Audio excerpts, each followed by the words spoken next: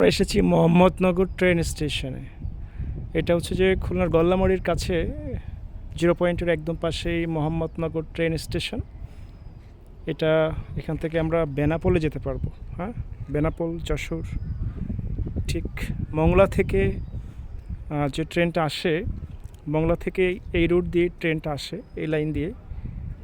তো রেল লাইনের পাশে এসে বসা, বিশেষ করে সকালবেলায় কিংবা বিকেলবেলায়, যদিও আমি এসেছি দুপুরবেলায়, মানে রেল লাইনের পাশে এসে বসাটাও কিন্তু একটা অন্যরকম উপলব্ধি, অন্যরকম একটা প্রশান্তি দিবে আপনাকে।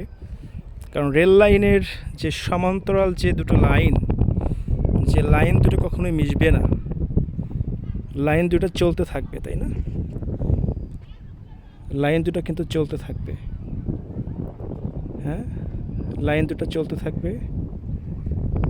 কি সুন্দরভাবে তৈরি করা হয়েছে।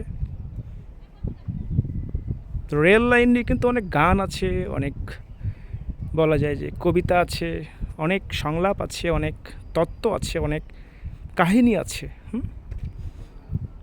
রেল লাইনে বা ট্রেনে, হ্যাঁ, রেলে, মানে রেল নিয়ে প্রচুর প্রচুর কাহিনী রচিত হয়েছে, অনেক গল্প রচিত হয়েছে।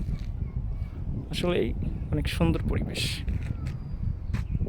আমার কিন্তু ভালো লাগতেছে এখানে এসে। আপনাদের এরকম সময় থাকলে মাঝে মাঝে আসবেন, একটু রেল লাইনের পাশে এসে একটু শান্তি পেতে পারেন, ভালো লাগবে। খুব সুন্দর একটা পরিবেশ।